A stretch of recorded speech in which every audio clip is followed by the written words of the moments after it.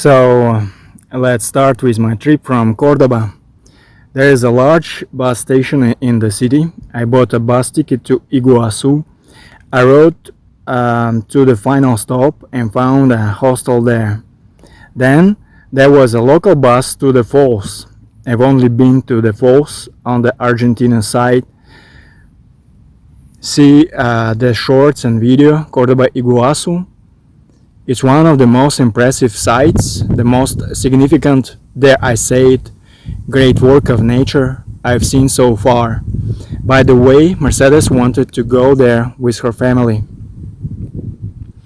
I remembered a moment at the falls. There was a woman with her daughter, Russians, and we met, walked there together, and in the evening we drank wine and a pretty good rooftop cafe like attic, a very memorable moment. Since I was researching other options, I was curious about Paraguay. The falls are the perfect place, the meeting point of three countries, Argentina, Paraguay and Brazil. After the falls, I went to Paraguay. First, there was the Argentina-Paraguay border. The border crossing that was pretty quick. We went through a kiosk-like facility, took photos, showed our documents, and boarded the same bus again. We reached the bus station in Paraguay, where I bought a ticket to Asunción. The trip seemed like an eternity to me. I remember it well, even now. It was late, around 10 p.m. when we arrived at the bus station in Paraguay's capital. Where should I sleep? I grabbed my bag and headed to the hotel across the street. A guy met me and said, there is a cheap room over there, but it's infested with bed bugs. Damn. I abandoned that idea and decided to try another hotel. Finally, I found a suitable hotel. The look of that hotel and my room was a 100% replica of a cheap building in India. For example, in India there are very good buildings and also very bad ones, but this one had some kind of Soviet era tile finish and so on. I stayed there for a couple of nights, strolled around the city, then I took a taxi to a hostel in the very center of Paraguay near the presidential palace. There are photos on Facebook. I like that hotel. I generally like hotels like this, where you are not alone, where you can chat with other guests and make yourself tea and food.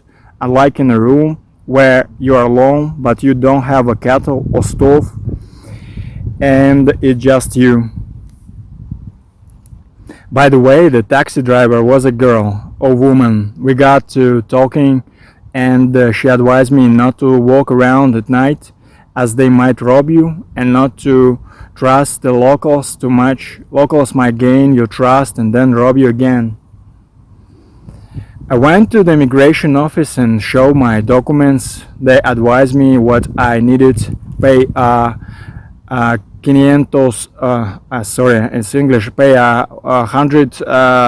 500 fee and get some paperwork at the Russian embassy. One lady was talking about a temporary residence permit. Also, I'm not sure. However, after a week there, I realized that Paraguay wasn't quite what I needed. It's reminiscent of India, but without the ocean, and it's not good option. And the summer temperatures reach 40 degrees. People speak a Guarani dialect. Their Y or Y could sound like a hard one, like mixed with Spanish. Dialect mixed with Spanish. What could I do there? Perhaps farming. I don't mean to offend the Paraguayans, the good people, and no one has offended me. You can find a place to live in any country. If only the local government would help newcomers adapt. offering them work or volunteer opportunities. No migrant would refuse such support, and of course, anyone who found a suitable option would work for the benefit of their host countries. By the time I bought return tickets to Iguazu without regret. Then there was Brazilian customs, a quick stamp since the taxi driver knew how to get through it quickly. A night on the Brazilian side, there weren't any tickets to Floripa right away. I mean Florianopolis. I'm riding on a huge 4-axle Brazilian bus. Photo of the bus on Facebook from the Catarinense company in the state of Santa Catarina. Guys, what views there are, those constantly changing hills and slides. Interstate once, there was a serious customs check. There were people with machine guns on the road. The border guard came into the bus, checked our bags. I don't remember exactly, but I think there was a small dog. Another thing, the stops are always well designed with a restroom, a store, and a good cafeteria, like a medium-sized mall. Then I'm driving along the coastal ocean line, the Atlantic Ocean, Ura.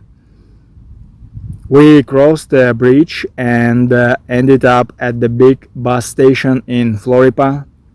I don't know anything. I'm looking for a hostel or a hotel, but there is no service. I need a SIM card or Wi-Fi. It was also February, the end of the summer, hot and quite humid in those latitudes. The winters there are cool. Finally, I made the decision. I checked in. There was a nice Brazilian woman at the hotel. She helped me find a place to stay, and I rented a room for $200 between that same neighborhood and not far from Campeche, somewhere in the middle. Incidentally, she is a friend of mine on Facebook, so I lived in Floripa for a month and a half. I walked around the island and rode the local buses. I met some locals. I went to the carnival with pretty Brazilian woman just as I arrived. Carnival week began. Just as I arrived, Carnival week began. Watched the video on the channel. I met the Brazilian woman on the street, and she invited me to go with her. We didn't have anything sexual, but I even stayed at her place. Apparently, she rented a room there. Not stay for a long time, I just saw it. She was a pretty girl. Unfortunately, I don't remember her name. I found it much easier to interact with them, Brazilian and Latin women at all, than with Russians, honestly. Yeah, really. She was also decent, even though someone made advances on her at the carnival itself. She came with me and left with me, keeping things casual so I wouldn't have any problems. She is a real beauty and a person. A month and a half flew by. In the mornings, I ran and trained. Around lunchtime in the heat, I was looking for a job. I sent my resume or curriculum vitae, as you wish, to all the cool companies, manufacturing and the food sector, hotels, restaurants, cafes. One day a Russian-speaking man messaged me, someone I'd sent my resume to have sent it to him. I replied, he said, I don't know if he was sincere or not. Maybe he did it on purpose. That Brazil is the difficult country for immigrants now, whereas when he arrived there in the 90s, it was easier. It is hard to stay legally. You need to know the language. Even though he was a doctor and long had a license, something related to engineering. He didn't offer me a job as an engineer, saying you need a license. Again, this cleared my mind a bit at the time. Gradually, over the course of about a week, I decided to go north to Mexico, and then, well, we will see. I bought bus tickets at the bus station for the same company. One trip to Rio de Janeiro, stopping in different cities for one or from I would say for 1 to 3 nights. From 1 to 3 nights, depending on my preferences. These cities were see the video on the channel: Balneario, Curitiba, Sao Paulo, and Rio itself. I also had some difficulties figuring out how to get to Mexico. They don't immediately let Russians in, and the strong desire to see Central America along the way. Back then, I didn't want to fly. Now, on the contrary, I do. To Colombia and Venezuela, where girls walk topless on the beaches. I considered these countries dangerous. It was precisely after the American detention where there were many Venezuelans and Colombians. Venezuelans and Colombians that I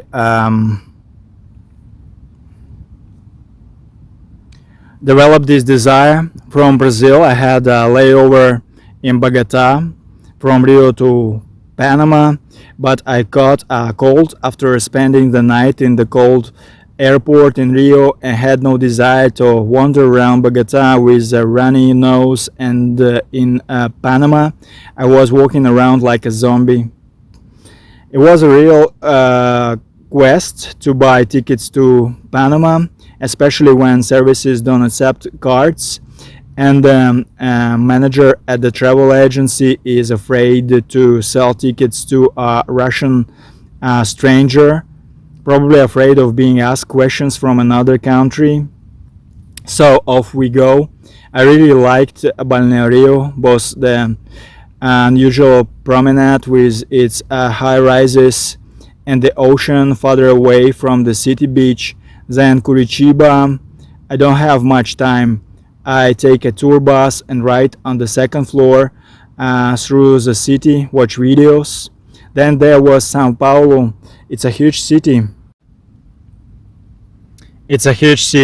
Unfortunately, all the beaches are in a smaller neighboring town.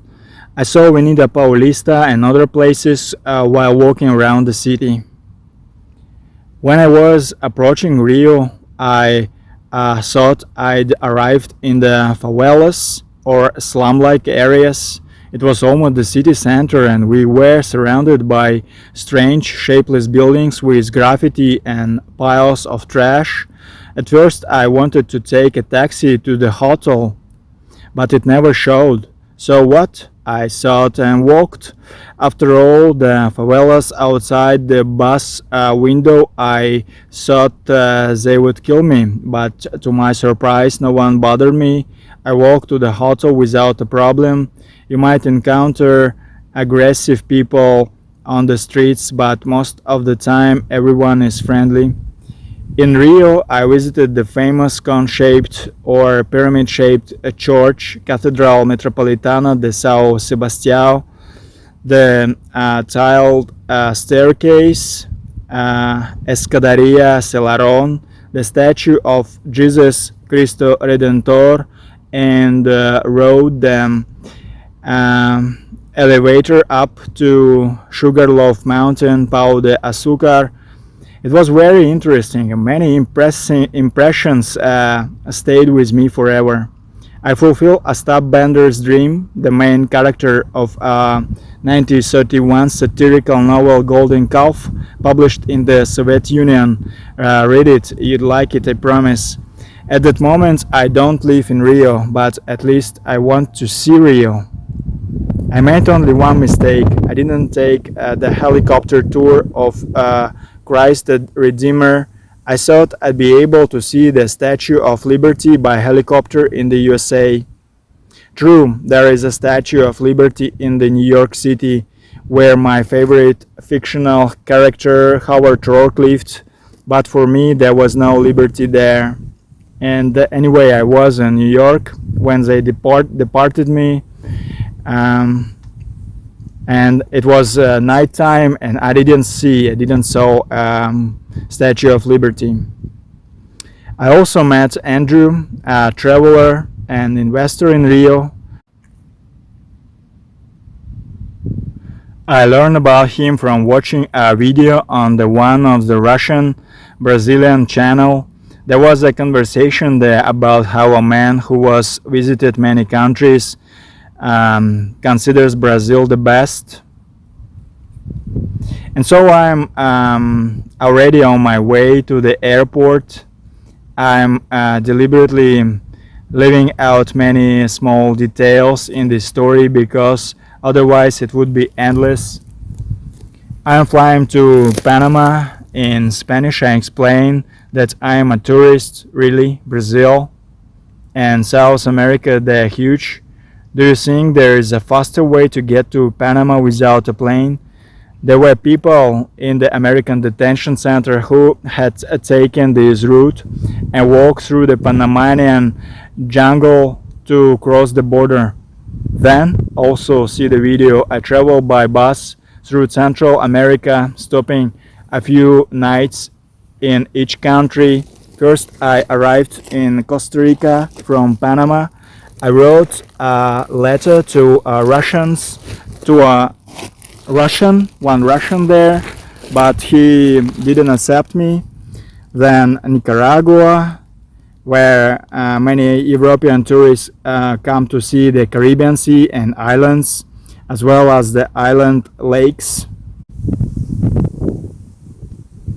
While in the US of A, I read a lot of books. One of them was about Panama and how they built the Panama Canal.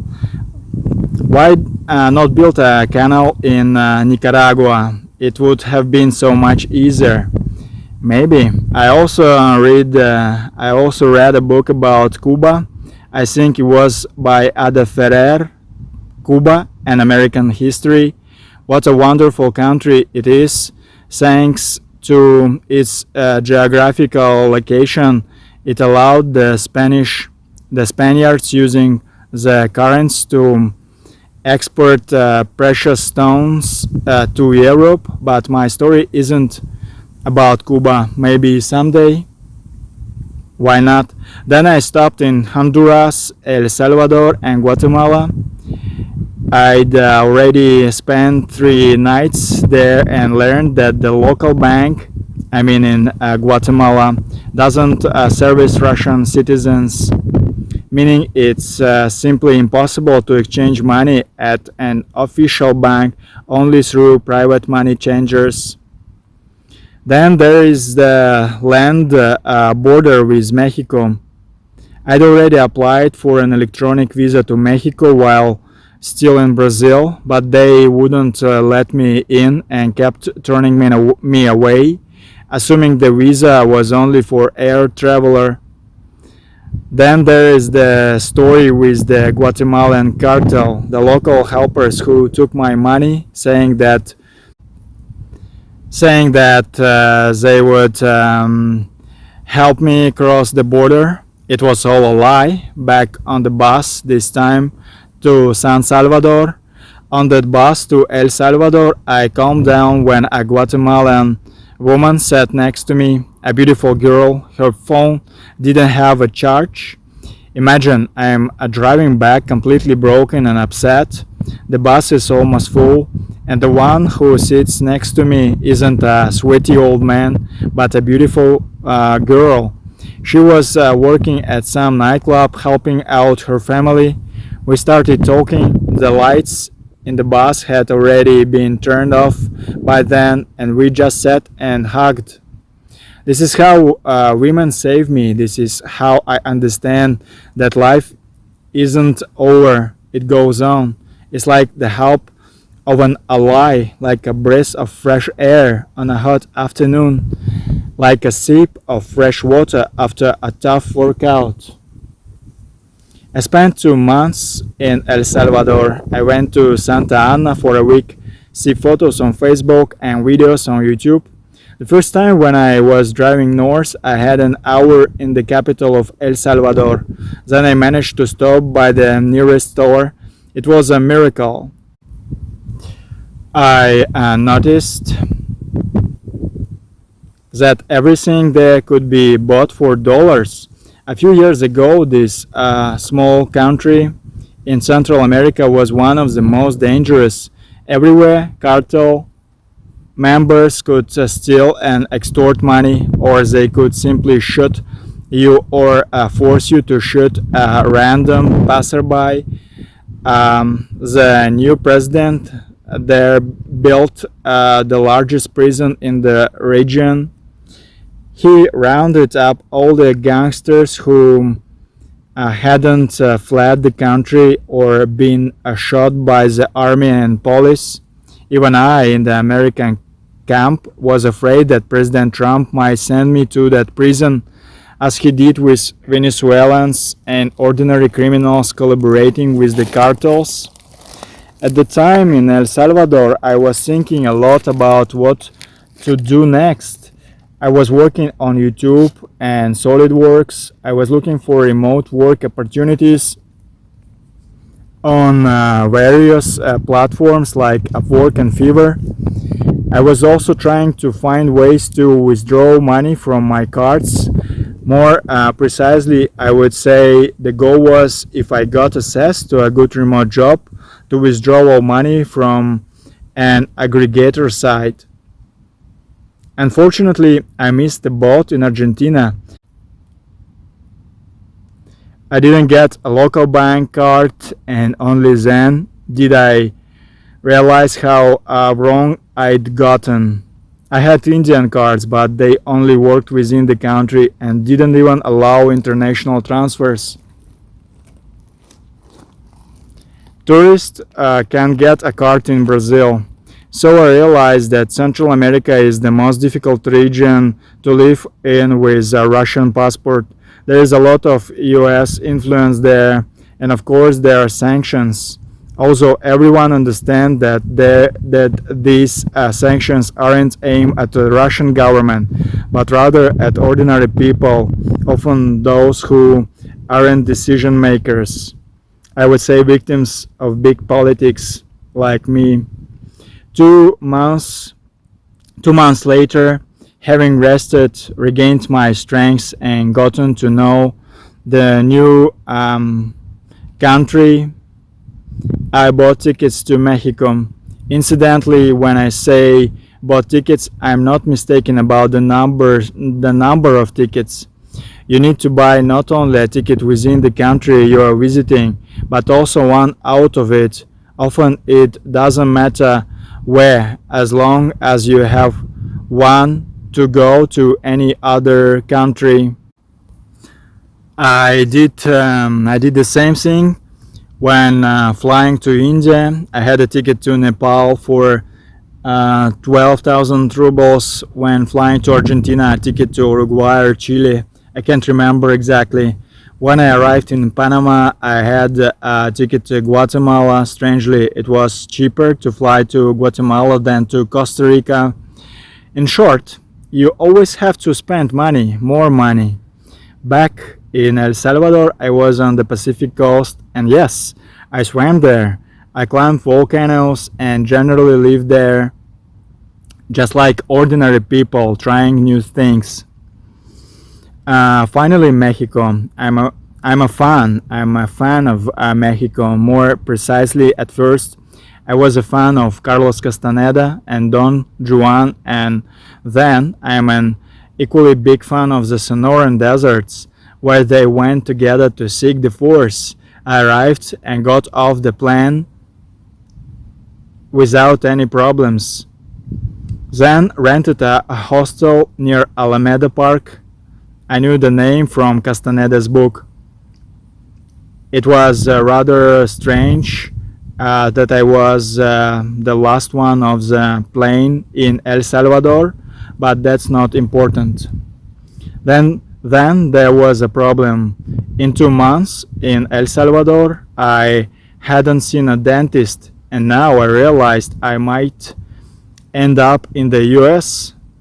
Their treatment would be expensive, or I'd end up in a detention center for a long time. Who knows? That's how I solve problems as they arise. If you have a question, you have a solution. Someone in a Telegram group gave me the address of a good clinic. I don't recommend going to other roadside clinics. They'll cost you more. They will cost you more.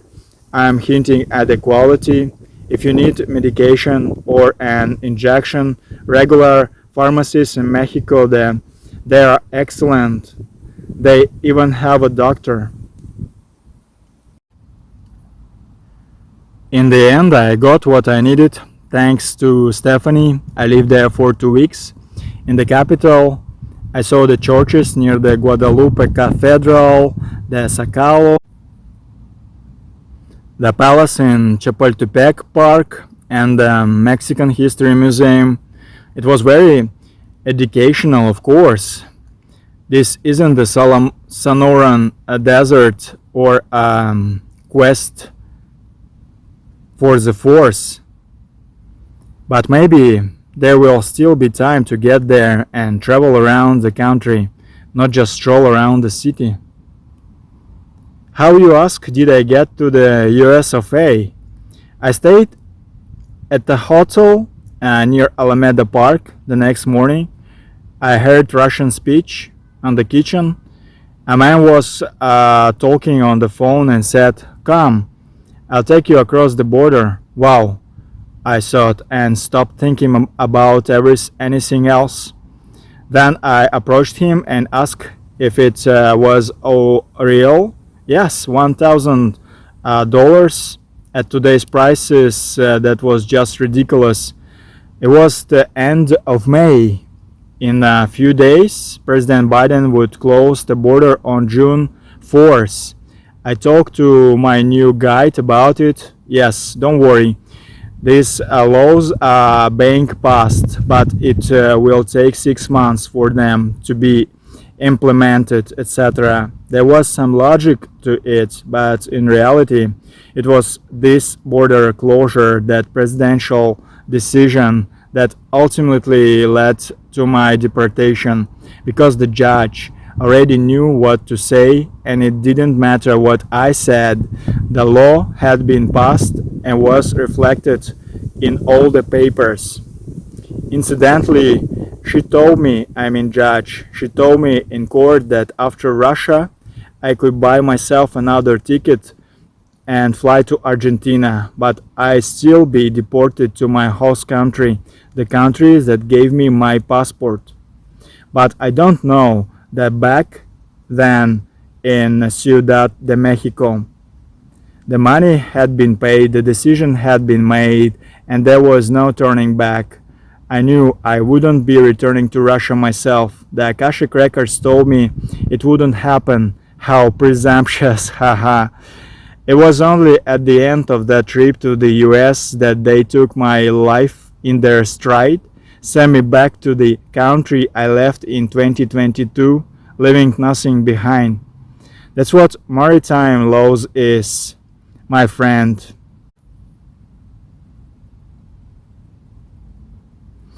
That's what your passport is. It equates you with a thing, the property of your owner on that land. You're just an individual. You are not a human being. You are not a living person, a replicant. And those judges in black mourning robes know this well when they judge you, or rather your passport. My guide and I had a common understanding. If someone is in danger, Americans will definitely help. We think so.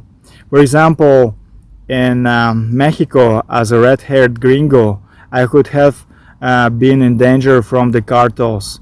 Incidentally, many in Mexico were robbed, stripped, and enslaved for ransom.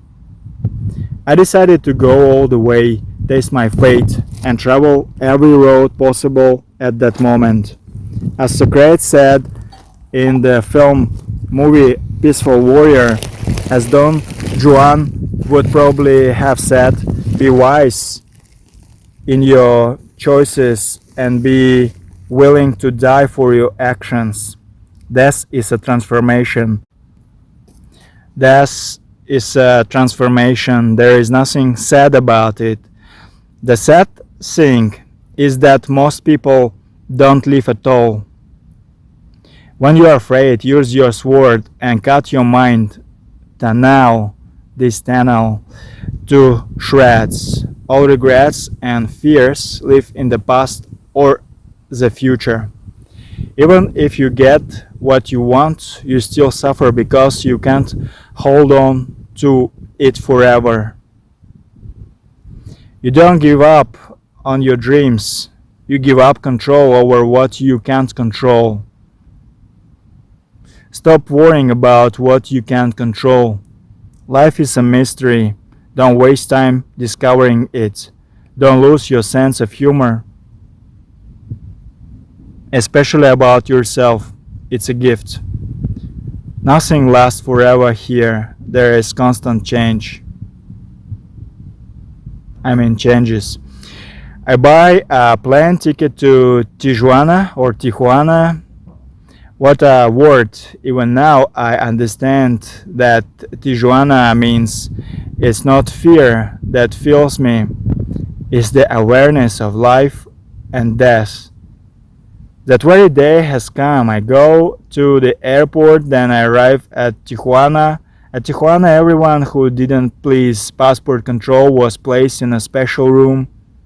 People of all nationalities were there. After a while, people were called. My passport was covered in tourist visas, but that wasn't the main thing. The main thing was that the money had been paid.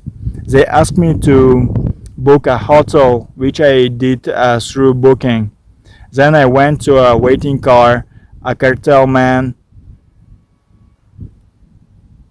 I got in the back seat. We drove off. He drove around the city. Then he found a hotel, checked me in. I paid and told me to wait. I just unpacked my bag and hadn't even had time to shower when the phone rang. Get ready, a taxi is waiting. It all felt like a Jason Bourne movie.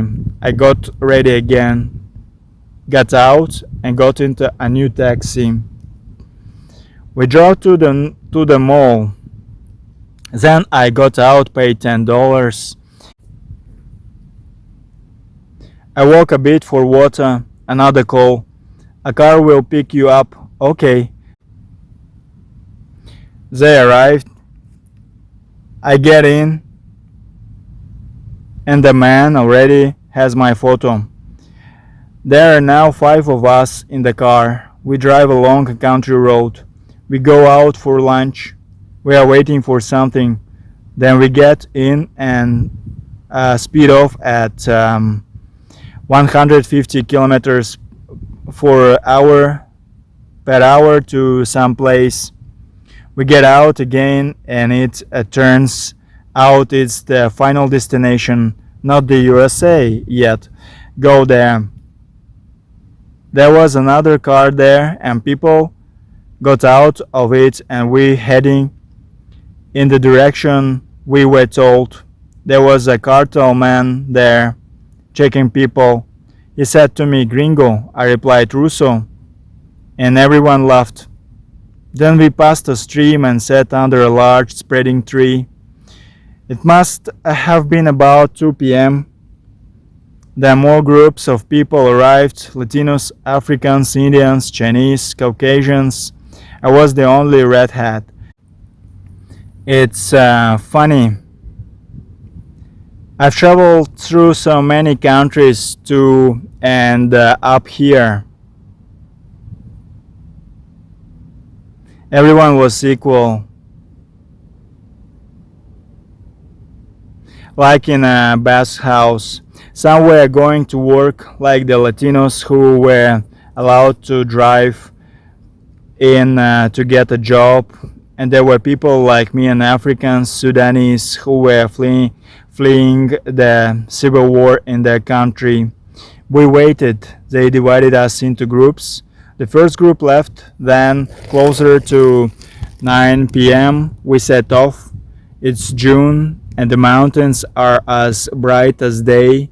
The sun will soon set. We have been walking for a long time. The entire route is about 40 kilometers.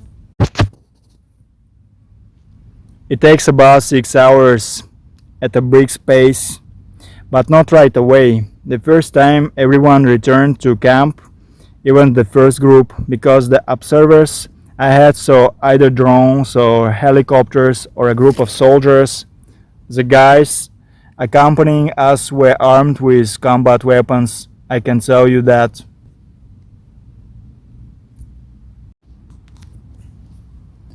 A long time ago, I watched one Russian TV show where the host buys a tour, supposedly from Tijuana to illegally cross the border into the US of A.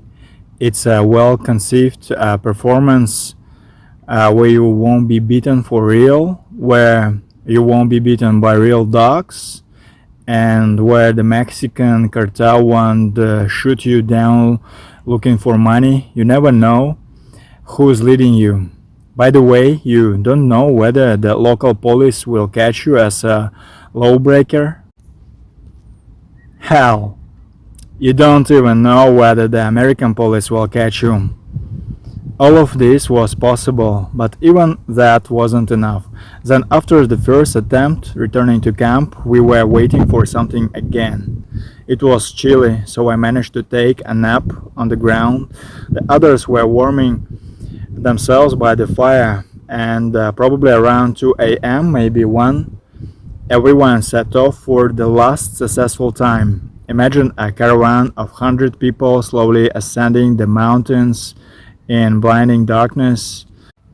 There are rocks, prickly grass, and possibly snakes and even wild animals. I had no food and a 70-liter backpack. It contained my very same old laptop from 2080, on which I am now touch typing these texts with 10 fingers. I had documents, clothes, shoes, and all sorts of other stuff that no one would probably travel without. In short, I had about 13 kg of weight on my back for 40 kilometers. Many were tired, very tired. Some were carrying children, even 2 children, but I saw the desire in them to keep going. The mountains also have rocks, passes, and steep descents and ascents. There were at least 5 times when you could have fallen and no one would have found you. But for all this, there was one huge bonus: the view. The view from the mountains of American cities, cities that look like a reflection of the starry sky. You look at the stars above and saw them in a mirror on the ground. The moon illuminated the way. How beautiful that sounds in Spanish. There was a moment at a rest stop when, after a very tough, steep climb, we had to wait a long time for the whole group to reassemble. We sat on huge granite boulders and waited, gazing at the starry sky or maybe even the earth. But as Solomon said, all things pass, and this too. At some point I realized the cartel guys were saying goodbye to us, ciao, buenas, and so on. Then it started to get light, already around 6 a.m. I was walking alone at that moment, and there was a group of Kazakhs nearby. They seemed unfazed. There was a woman with them. It turned out they were heading to the assembly point. The assembly point, basically the place where the U.S. Border Patrol bus arrives and picks up people. But more and more people were gathering, and the bus was nowhere to be seen. On Google Maps, you could see after the zigzagging road a major highway leading to the Mexican border. People headed that way. I was wearing Crocs, the same rubber slippers I bought in Madras with the money from the film shoot. They cost 5,000 rubles, but the quality was disappointing as I began to feel every stone on that road with my heel. The same winding road led me to a straight pass where I bumped into a group of people. I didn't immediately understand what was happening. It felt like I was staring in some movie. Someone waved and said stop or sail. Then I realized there was a border car nearby, a large green and white jeep. A large African American officer, as tall as the jeep, was checking the backs of the guys coming down the mountain in order. There were a lot of Jordanians in front of me, and I figured they, like the Kazakhs, wouldn't have any problems with immigration. Then it was my turn, and I took everything out of my bag. I said I'm Russian and needed asylum. You can't say anything else there, it's against all the laws. Then why did you even cross the border? The same formulation immediately transferred you to a level above that border guard, to American justice, in short, to the court, and eliminated all other unnecessary questions. He joked about me being a Russian spy and how many things I had. I could only laugh at these words in response and say that these were all the things I owned on that planet. I'll shorten it further. Also, there was one unpleasant, aggressive man from that department, but he didn't concern me. Everyone saw that I was a redhead and seemed like one of them. I'm expressing only my opinion here, not any Nazi views. I don't hold any such views.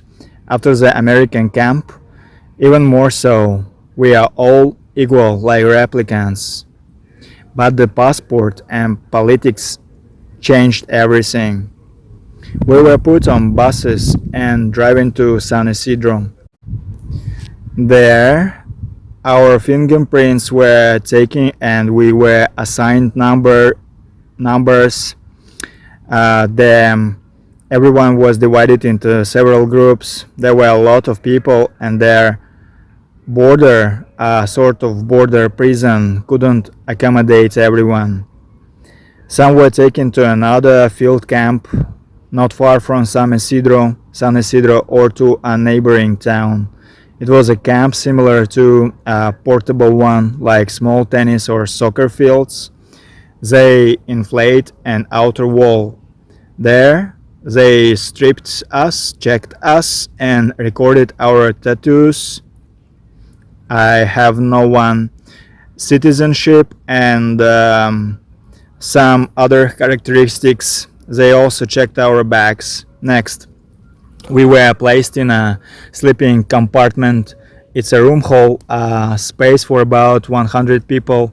Everyone slept on the floor on a mattress, full size. Perhaps there was a lack of mats sometimes, and someone slept on a metal bench in the center of the room. They gave us a thermal blanket. They tear easily. These blankets, they're tearing easily. It's basically a sheet of plastic and aluminium. It was cold in the room, but under this thermal blanket, if you covered your head with it, it was damp but warm. There were separate toilet stalls. Also, I know that in San Isidro, for example, there weren't any separate stalls, and you had to relieve yourself in front of dozens of people. There was no security in the room. It had wooden frames and plastic plexiglass windows, meaning you could be watched from the hallway. Of course, there were video cameras. Once or twice a day, we were herded into the hallway and lined up. During these times, cleaning was in progress, then we had to find our place again. The food there was decent, 3 times a day, even an apple, granola bars, and often a sausage sandwich. We didn't die of hunger. There were those who quickly gave up and cried, like some Indians. There were those who showed aggression, and the authority quickly identified them and took them away, and I never saw them again. There were a lot of Georgians, Kyrgyz, and for example Kazakhs who were quickly released. Especially Kazakhs released from the border without trial into the city. You have to give officers a sponsor and go to him. I had several people from our Soviet republics. There was no one from Russia in that room, with whom I interacted and supported them in a human way. There were basically no criminal elements there, and this is immediately evident in the aggression. And if you are in a cartel, you want to dominate, it will be immediately noticeable. Once my time has come, one day, about 6 days later, around, and you lose track of time there, it really does go by so slowly. They called me in and asked me to sign some papers. This happened to everyone. Apparently the papers were different, and somehow the Americans knew who would be tried, who would be released immediately, and who would be deported later. This became clear pretty quick, I think so. Then after a few more days, I was called again. I waited in line for a long time on a bench next to others like me. Then they took us out and handcuffed us. By the way, yes, as a child, I watched a film about how prisoners are transported to the US of A. Daman. I never thought I would experience it in real life. There was even an Indian shooting with a prison term, nothing but signs. Handcuffs. They tied your legs so tightly that you couldn't step more than halfway, and your arms were clasped to your chest. Tell that to the guy who shows the cops on TikTok how he will twist his arms forward if they handcuff him from behind. You will never get away with it, kid. So we boarded the bus and off we went. This is the road to a real American prison. Yeah, it's just like a real one, except again, it's mostly for immigrants. That's the only difference. Otherwise, there is only one division. You wear either blue clothes if it's your first time in the US and you haven't broken any laws, or green clothes if you were caught inside the US, not at the border. You can also wear an orange uniform or a red one. The most criminal of them all, possibly repeat offenders, assaults, etc. All these categories don't mix. Even crossing paths in the hallway is prohibited. In one unit can be blue and green mixed, and another units only another separated orange and red. This was the first concrete American prison building I'd ever seen. What fences were there? I was about to write that I don't remember the name, but then I remembered a Thai mesa, like the Spanish word for the table, mesa. First, there was a room for 10 people, and I ended up with some Guatemalans. Damn, I'd only just passed through Guatemala. Yeah, seriously, they were good guys. They joked a bit about me being from Russia and about the boss, and then they chatted about whatever. I tried to keep the conversation going. It wasn't for nothing that I learned Spanish. They gave us food, I mean, authority, and then just started torturing us.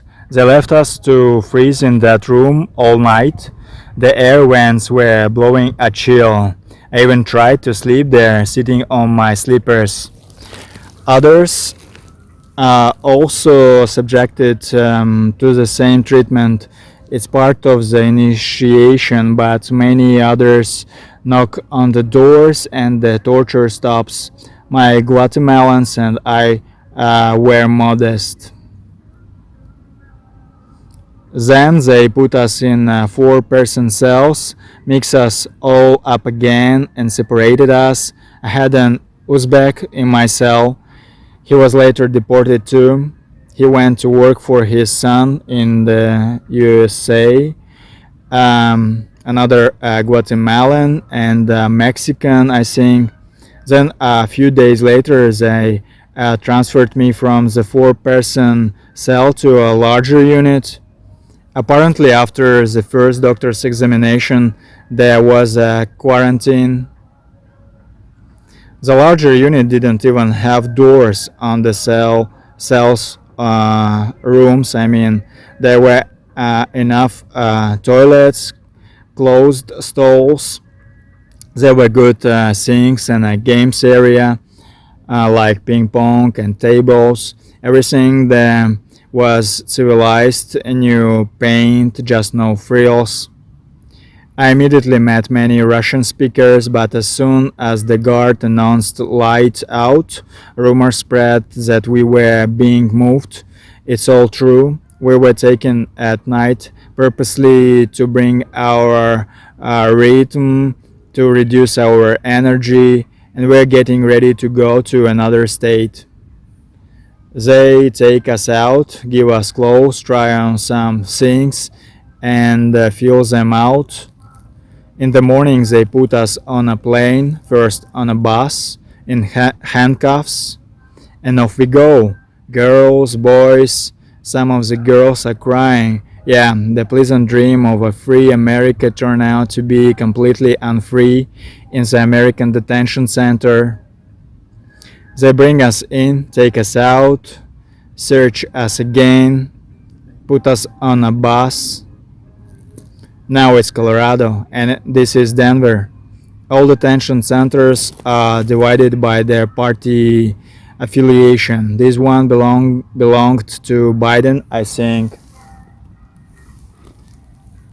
but they judge us much more harshly, and it's much harder to get released from there. Then one of the guards asked me, "Where are you with such a red head from?" I'm from Russia. This question will haunt me constantly, but it's not you they are judging. And remember your passport. An individual. Even one woman on duty at this detention center later frankly told me I look so much like her son. That's not important again. It's all about the law. 90% of the staff treats you normally. Some might sympathize since many of them are former immigrants themselves. I even liked some of them. They take you to detention, another long wait, take your things, give you new slippers, underwear, socks, t-shirts. They feed you, fill out forms, take photos, you lose tracks of time, and then it hits me. That's it, I've arrived. From the first border patrol with thermal blankets to this Colorado one, it was probably 2 weeks. This is a huge stress, guys, and sometimes you can sleep and they freeze you, but they don't beat you. By the way, a big plus is that they don't view physical contact as a form of punishment, and sexual violence is also prohibited, including between prisoners. Basically, as soon as they put me in my cell, I started to hurt. My head was pounding. I couldn't breathe. I lay there that first night, the rest of it, thinking I would die. And who cares? No one would ever remember. I just hope they don't bury me, just cremate me and scatter my ashes over the ocean. By the way, I'm also against donating organs after I've completely passed out. Just wherever I am in a dead state, just cremate this body. A bit off topic. Okay, let's go. It turned out there was a medical room there, but at first they ignored me. Then, when my eyes became covered in pus and the guard himself called the doctor, they gave me antibiotics. A few days later, I recovered. A couple of weeks later, I was already kicking a ball and training with everyone else in the gym. There are 2 gyms for every 4 units. It's a 10 by 6 meter approximately room between 2 units. There is another gym on the other side. Everyone can work out there every day. They alternate between the units morning or evening. You can play mini football there, go for a little run, etc. There was a horizontal bar and a multifunctional primitive exercise stand. Sometimes the sun would shine through, as the ceiling was just a chain link fence. One Georgian and I joked that if we tried to climb over it, it was at least 10 meters high, but somehow miraculously the paratroopers would come and make you scream like a pig. The finest part of this whole joke was the onomatopoeia of a piglet. When it snowed or rained heavily during the season, everyone was herded back into the unit. The unit itself is approximately 40 by 40 meters. Each person has a chair at a table. The table and chairs are metal, simply attached to the floor, and around it are 4 stools welded to the vertical table post. Each cell holds 4 people, and there are 2 cells for 8 in the corner of the unit on the first and the second floors. They have a toilet, a sink, and a mirror.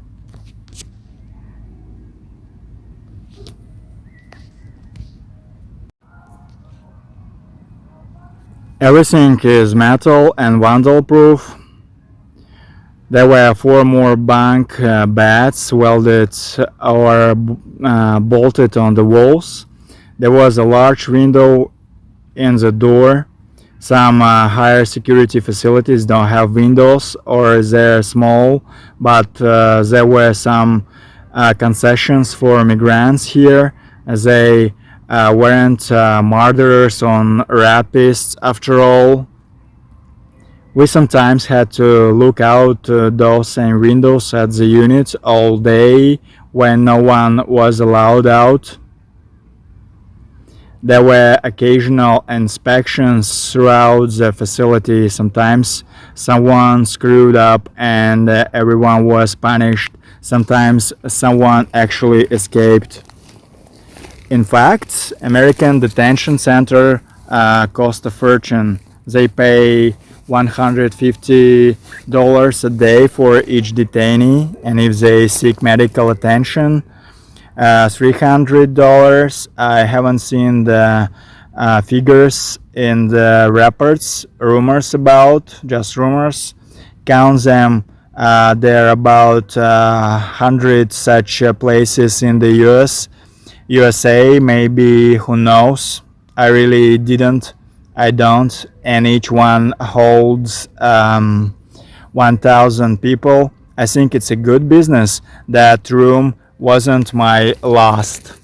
Then one unit replaces another. This happens because they bring in new assholes who violated border regulations.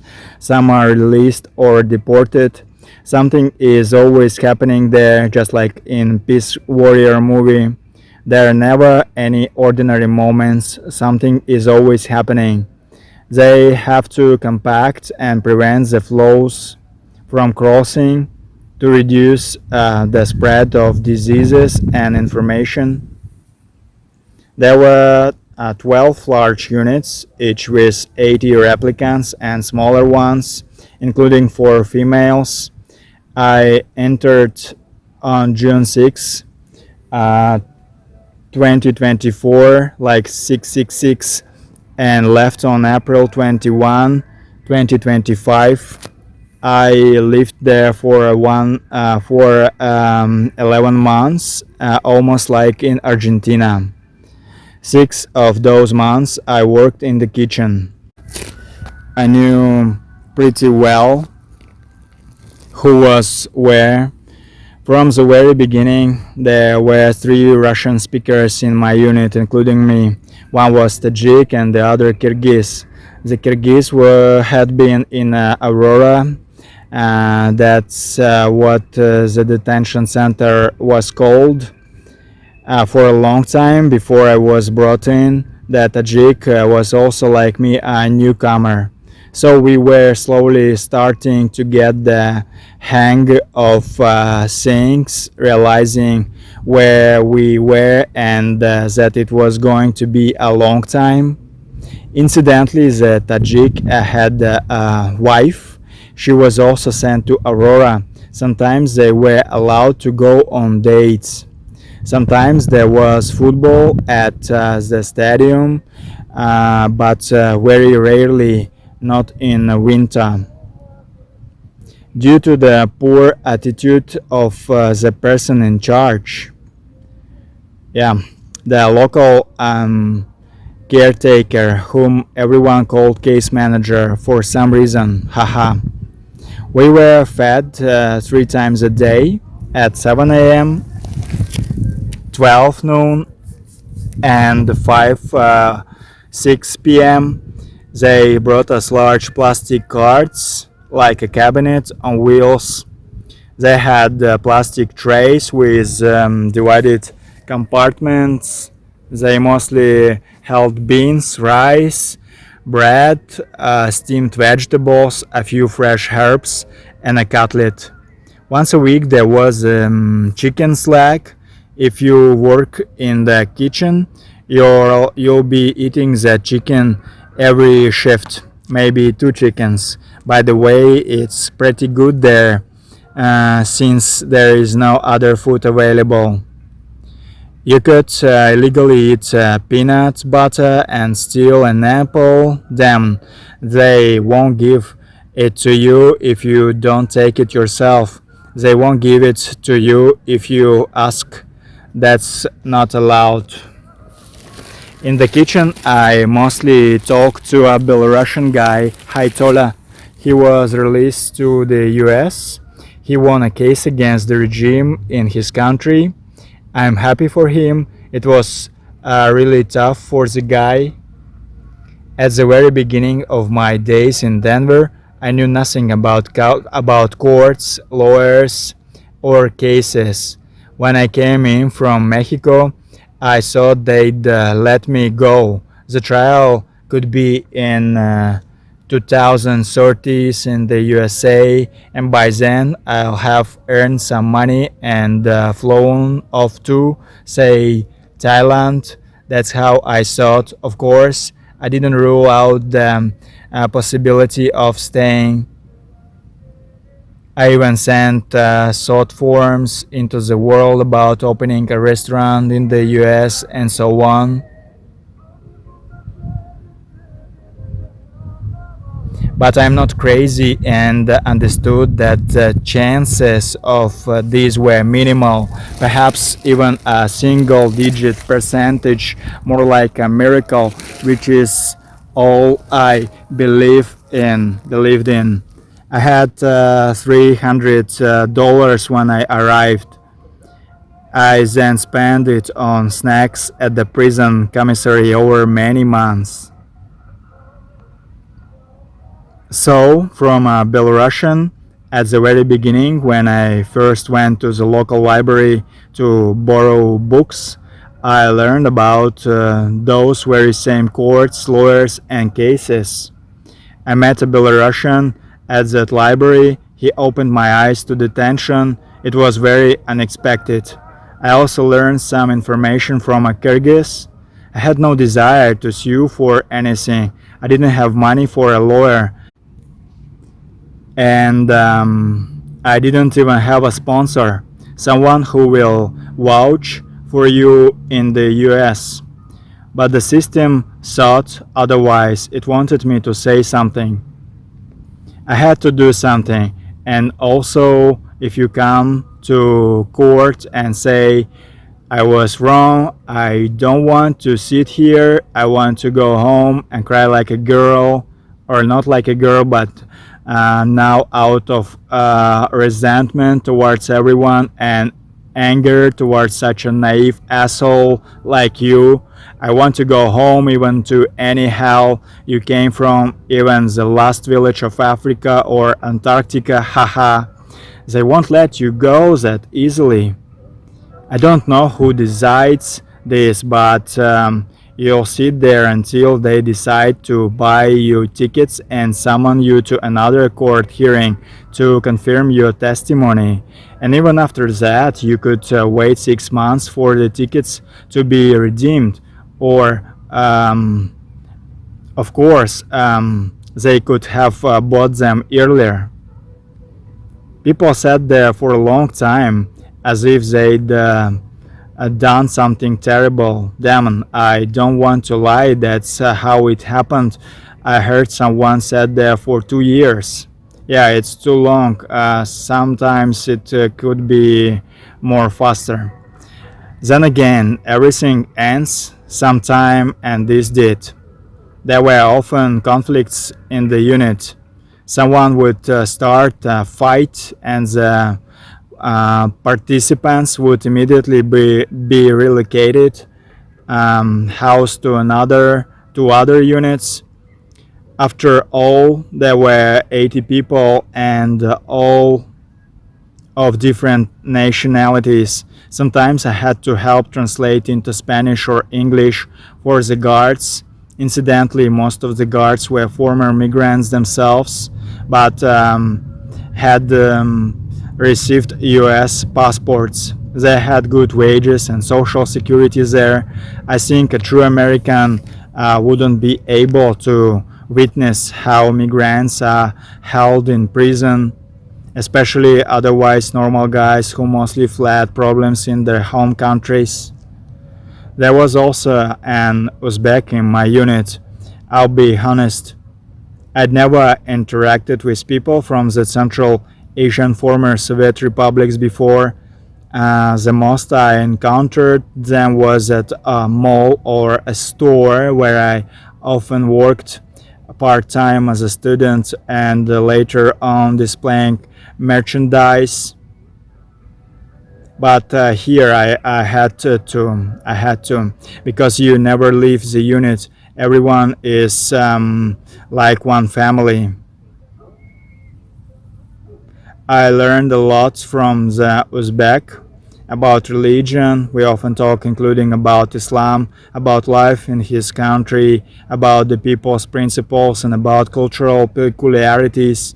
Talking to different people there, I began to understand them better. For example, Latino and Mexican guys who had arrived and were living illegally would often be stopped by the police while driving.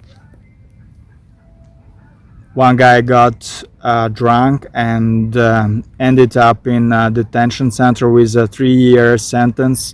True, he wouldn't be held for 3 years. First, he'd be in a federal prison, say for a year, and then they'd be transferred to an immigration detention center. There, an immigration judge would preside over the case.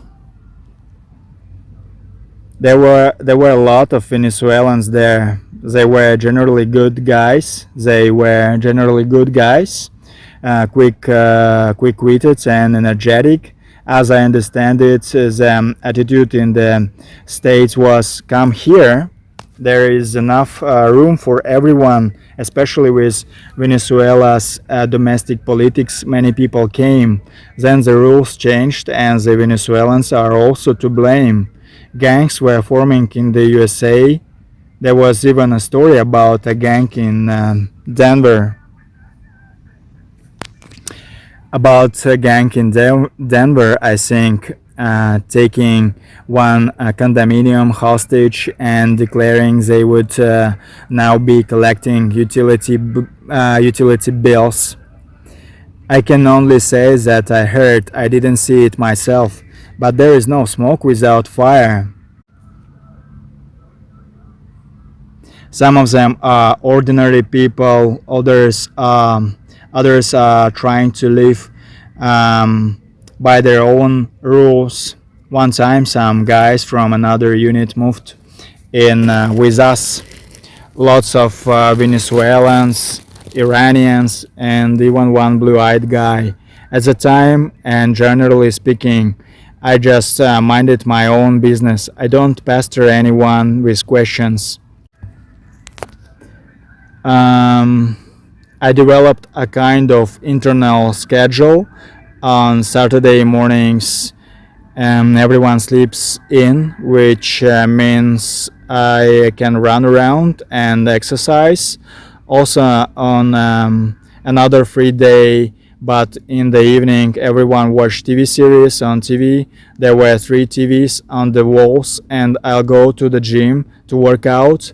I also play chess often. The guys from Colombia, Venezuela, Tajik, and so on were great players.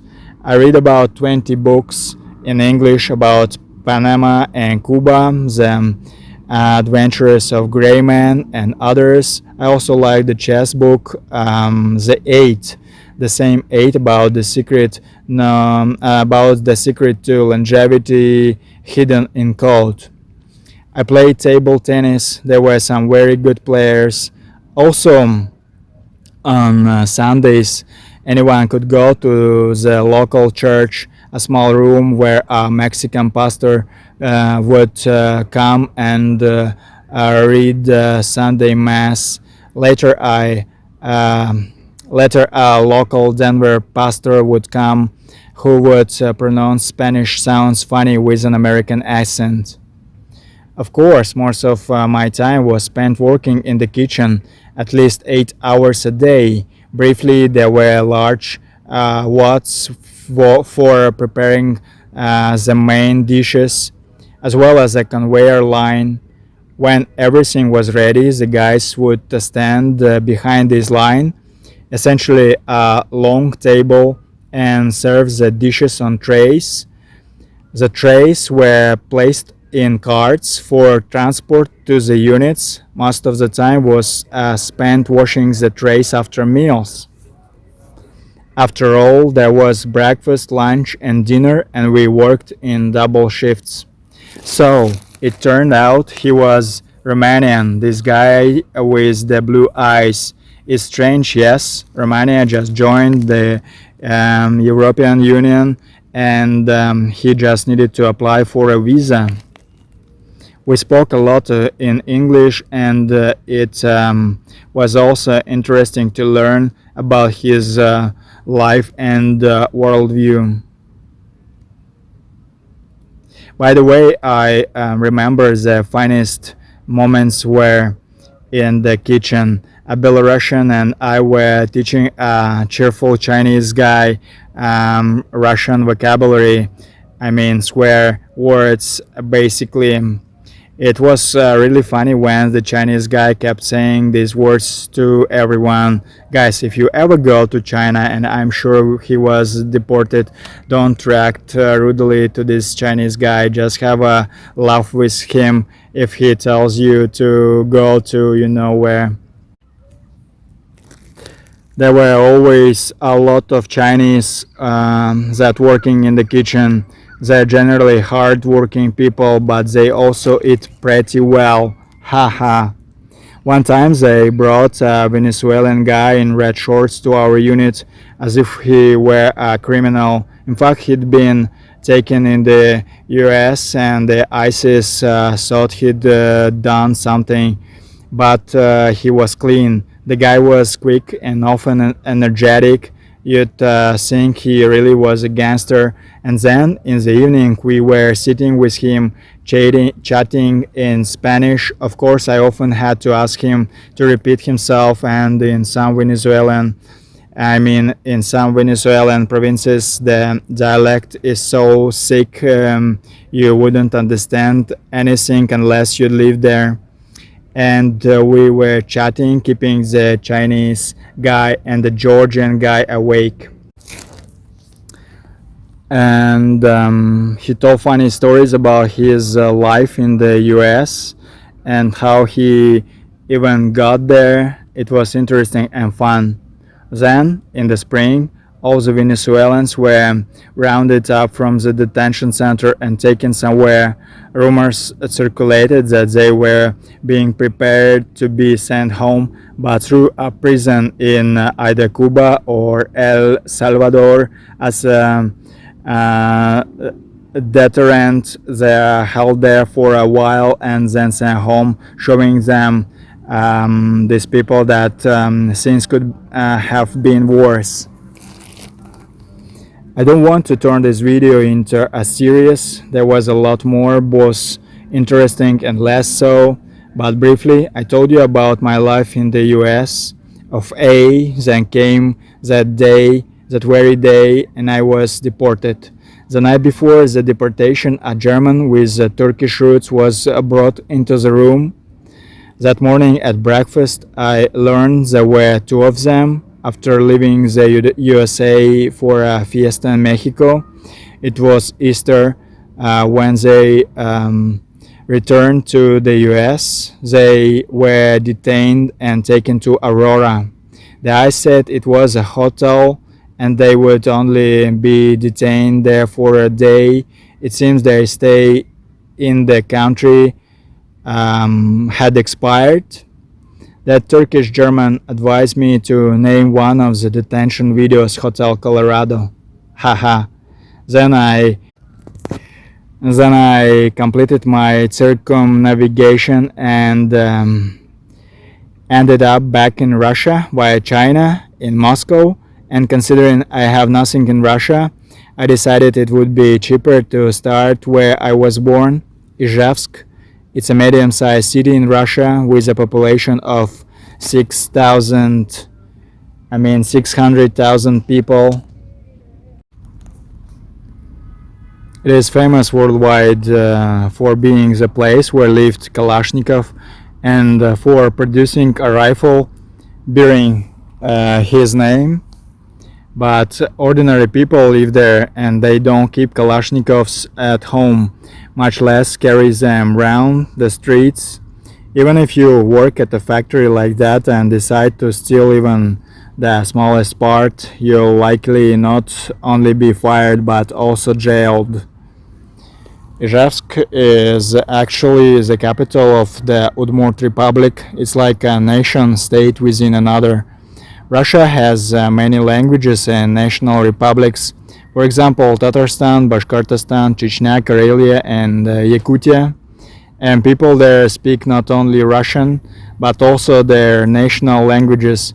It's a bit like India. Its states are all spoken in different languages, but the unifying language is English or Hindi, depending on how you look at it. I have gone way off topic. My goal was simply to introduce people to Ijevsk. In Ijevsk, I decided to work on buses. I learned to drive them first, then got my driver's license and got behind the wheel of a regular 12 meters shuttle bus. It's a difficult and demanding job, and it takes up all your time. Why buses? It's simple. While I was in detention in the USA, I had already decided that when I got out, I get behind the wheel of a long haul truck. I would have done the same in any country. Since I was deported, I wanted to train to drive a truck in Russia first, and I still do. But at that point, it was easier to get behind the wheel of a bus. Another important factor is that bus drivers are entitled to a military exemption. A truck driver, on the other hand, can be called up at any moment. Well, you get my point, my friend. By the way, watch the bus videos on my channel and also how I rode the buses in St. Petersburg. There is one big but, though. The thing is, it's pretty easy to get fired from your bus job. You'll get fired and lose that privilege, so what then? By the way, there is a real prison sentence for poor passenger transportation services. So choose what's more valuable to you, your freedom or the fear of losing your job. A bus driver is always torn between traffic rules and responsibility for passengers. The employer, isn't responsible for you. Nevertheless, the most important thing is don't worry. Don't worry. Serve one king. Positivity. Stay positive and everything will be fine. Just forget that negativity exists. Abolish it. Live positively. 90% of all human illness caused by nerves and negative thinking. Well, for me, driving is the meaning of life. I truly love it. As Napoleon Hill said, one must always think about the things and circumstances one desires. That's the ability to believe. All negativity in one's thinking must be eliminated. There is an up arrow or a down arrow. Choose the up arrow once and for all. St. Petersburg, time passed, and the first winter passed. I was dissatisfied with my salary in Ijevsk. After all, I worked 4 days and have 2 days off. It's either the second or first shift, meaning you either go to bed at 3 a.m. or wake up at 3 a.m. It was January in Russia. That's the month with the long New Year's holidays. The country takes almost 2 weeks off, but not bus drivers. They drive, and I drove every scheduled day. Do you know how much I got paid during that holiday month in Ijevsk? 75,000 rubles, or about $1,000, assuming the exchange rate is 1 ruble to 75. That's when regular ticket inspectors got 90,000. I decided to go St. Petersburg. Anyway, I was born in Ijevsk, but as soon as I graduated from university and traveled up in St. Petersburg by chance, I didn't want to go back to Ijevsk. There was a slow and gradual trend toward moving. I even flew to India from St. Petersburg. I had an interesting life there. Some people might say I've been traveled for 3, 7, or 10 years. Well, I can say I rented a room in 25 different places in St. Petersburg and the Leningrad region over the course of 8 till 10 years.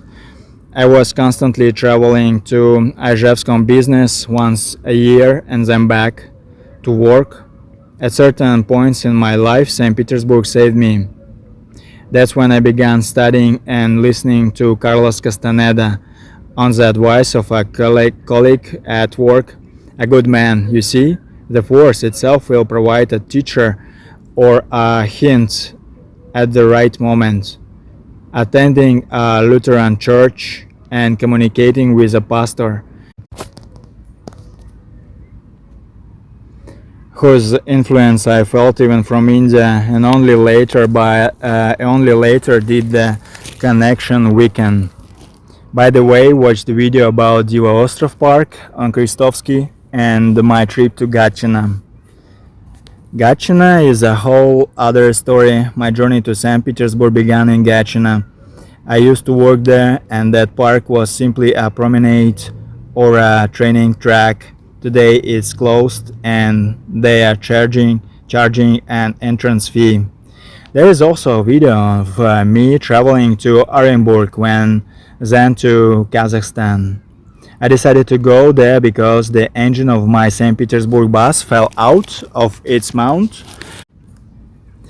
and then I took a vacation. They let me go. I was and am concerned about problems leaving Russia. There is so much talk about the general mobilization again, but I have a different goal. From the moment I enter Kazakhstan, I have 90 days, and then I'll be fined and deported. So, since my bosses in St. Petersburg were reasonable and didn't retaliate against me, though I denied it, I love buses and need money to pay my credit card debt. Hell, I couldn't do without it, even though I work and I have no family. Also, on my first trip to Aktobe, Kazakhstan, I did some quick research. I learned they wouldn't hire me to drive buses, and I couldn't drive trucks there either. Basically, anyone who wants to travel from Central Asia to Russia to Moscow and St. Petersburg to work, these people, let's call them migrant workers, find work for the same shift just as easily and quickly as I did. But when I arrived in Kazakhstan, things turned out differently. Even the recruiting agency told me, I can't sign a contract with you. You don't have a residence permit or residency in Kazakhstan. So I left for another month of rotation in St. Petersburg. It was just convenient for me to get a rotation, and they pay better there than being local. Also, you have to work 24 or more days in this rotation shift. Time will tell what happens next. Today is June 3rd, and I am in a hotel in Orenburg. Tomorrow my train is at 7 p.m. It's just the way it is. It is just the way it is. I am a screw in the politicians' hands. I don't have the resources to change everything 100%. They've restricted everything with their rules. Also, by returning to Aktobe, I have more time to stay in Kazakhstan until about mid-September. if something goes wrong. I could fly to India or Vietnam, for example. It's precisely because we are all going to die that we should act, not wait. Why do I have to worry about everything and around these kilos? It is because I am not ready to trust the force and my godfather and my mother Earth. I haven't yet become like Howard Rourke, who only needs his body to live, an engineer or even a laborer on a construction site or in a granite mine. The Force only gives us tasks we can solve and nothing more. How did Obi-Wan Kenobi live as a hermit?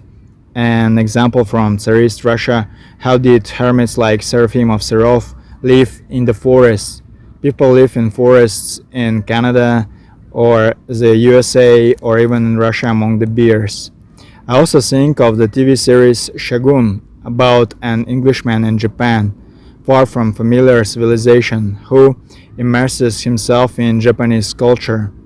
Incidentally, how many Europeans have sailed away from their lands over the past centuries as sailors or gold prospectors and so on.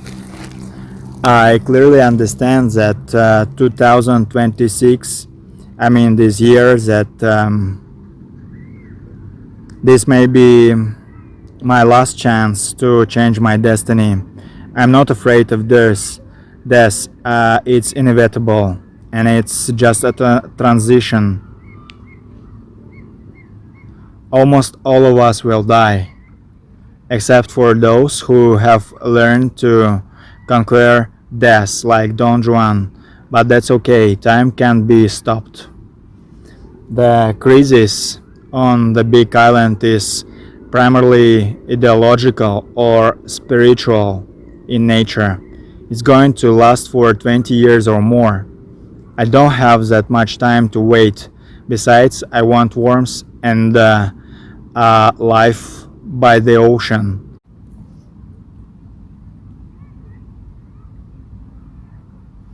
When society betrays you and turns against you, then go into the jungle and live with an Indian tribe. The movie Papillon and the book Shantaram. By the way, I forgot to mention that I need to open my own business in my new place of residence.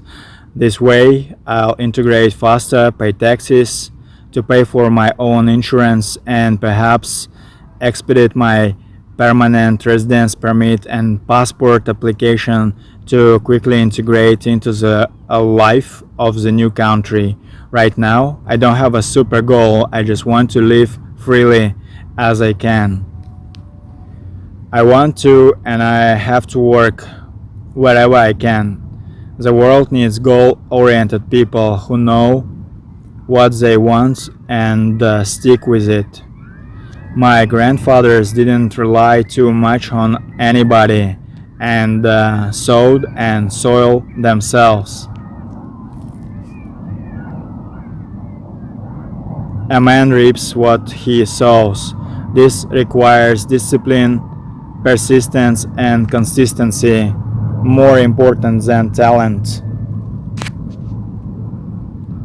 As for engineering, mental work will always be valued, and after the Third World War, new industrial revolution will come. Engineering is a great hobby for life.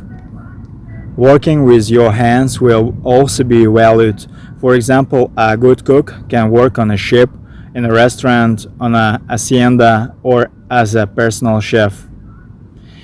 If and when everything works out and I fly away, I've decided there is no turning back.